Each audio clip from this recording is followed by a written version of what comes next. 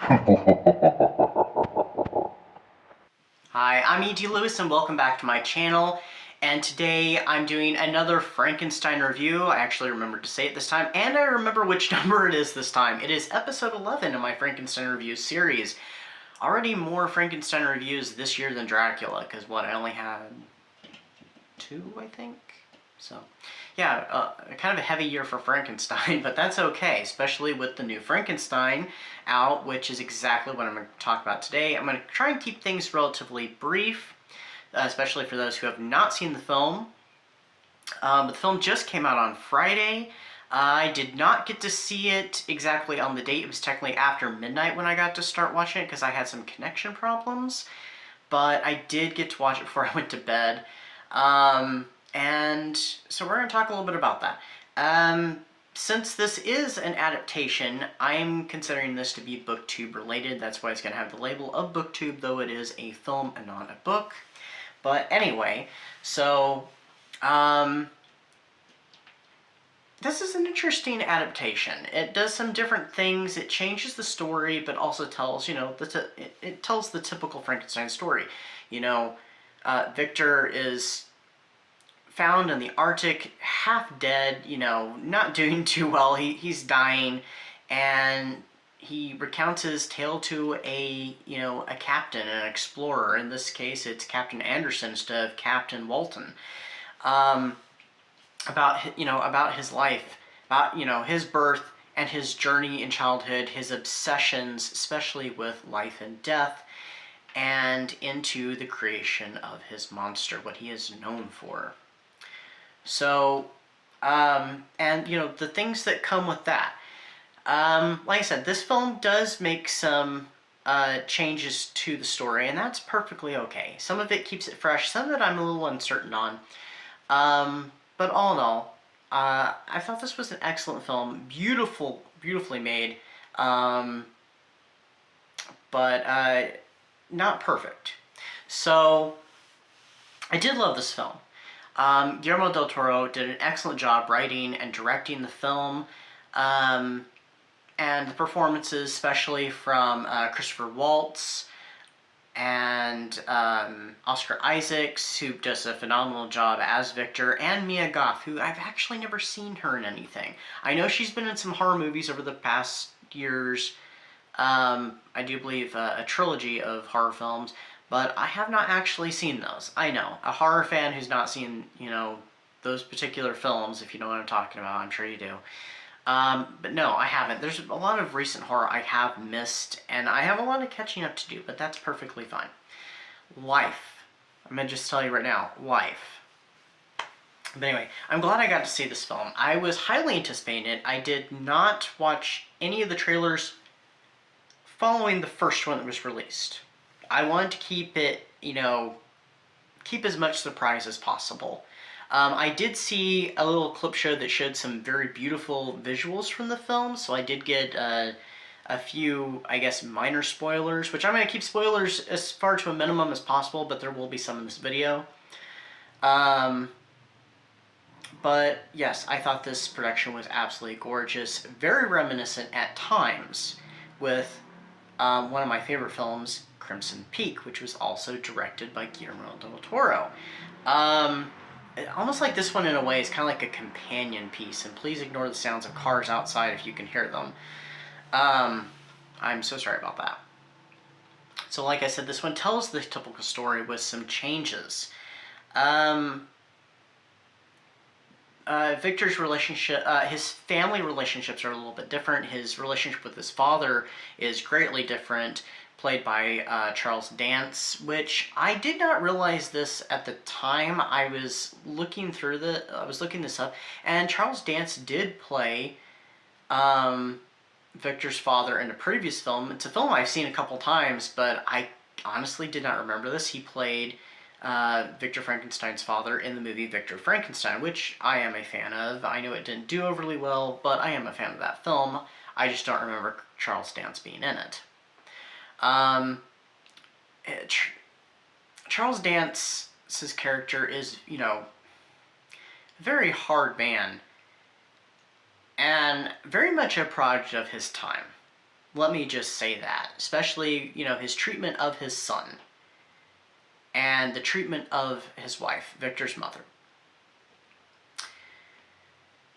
Which we still get that connection of Victor, of Victor and his relationship with his mother and how it connects to his obsessions when he gets, as he gets older, as he learns more about medical science and derives his theories and ultimately his big experiment.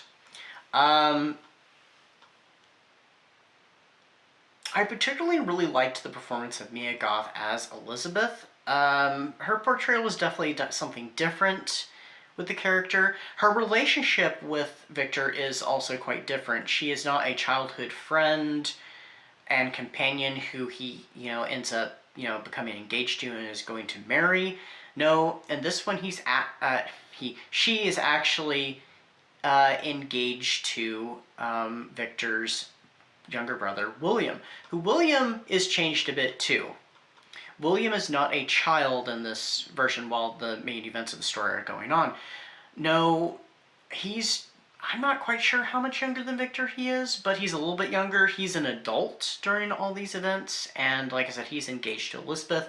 So Elizabeth meets Victor, under very different circumstances. She's actually the niece of a arms dealer who starts to fund Victor's experiments. Played by Christopher Waltz, who I already said did a fantastic job. The characterization of the creature I thought was awfully interesting. He's depicted as actually quite beautiful in his own macabre way. And they even did something a little different with that character. He still goes through a lot of the same, I would say a lot of the, same or similar themes in the book, The Creature, to an extent. Again, I don't want to say too much. And they do something a little bit different with his autonomy. Let's just say that. Which I thought was kind of interesting. I kind of wish it had been explored a little bit further, though. But I thought that was an interesting, fresh take on the character.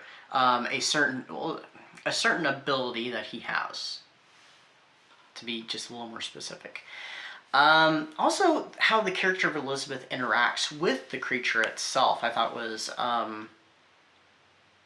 touching, very heartfelt, and really gives us a better characterization of Elizabeth. Which, speaking of Elizabeth further, this was really cool. On the wedding night, when we get to see her in her wedding crown and stuff, when she's getting ready to marry William, I thought this was really cool immediately, as that on her arms, her sleeves, were very reminiscent to the wrapping on Elsa Lanchester's arms in Bride of Frankenstein. It was a very nice Easter egg throwback to that film, and I had to stop and comment while I was like, oh, that's really cool. It's like in Bride of Frankenstein. Which I thought that was really cool. I will say I kind of wish they had, with the situation that happens with Christopher Waltz's character, the arms dealer, Elizabeth's uncle, there is a twist involving his character and some stuff that happens. I wish they had gone further into that and the consequences relating to that whole thing in the film. That's something I feel like it kind of suffers from a little bit, but yeah. Like I said, I thought this was an excellent adaptation, and the way it tells the story, following the novel and at least its structure, where we're in the Arctic, we find Frankenstein, we meet him there, he tells his story, but his story is only the first part of the film, because the creature tells his half of the story, which follows, from when Victor's version of the tale ends up to the current events. Which I thought that was an interesting little change, and we get to hear it from the monster's mouth as opposed to hearing it from Victor's interpretation kind of hearing it secondhand as opposed to hearing it from the creature's mouth. So I thought that was a nice little change. A nice little change also was the ending, which I am not going to spoil for anybody.